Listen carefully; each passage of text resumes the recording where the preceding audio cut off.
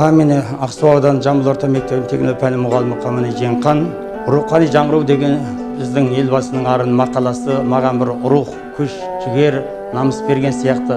Бұл енді үлкен біздің рухани орталық мектептің. Осында жаңағы ұлттық бұйымдар. Мен мұнда енді 2000 асық жинадым. Қамшының бір 20 неше түрін жасап, осында балаларға ұлттық құндылықты насихаттап жүрмін.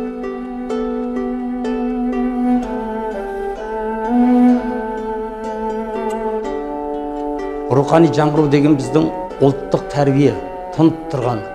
Рухани жаңғыру біздің ұлттық құндылығымыз, баға жетпес байлығымыз, асыл мұрамыз. Осы қасиеттерді болашақ ұрпаққа жеткізу бәріміздің бүгінгі парызымыз деп санаймын.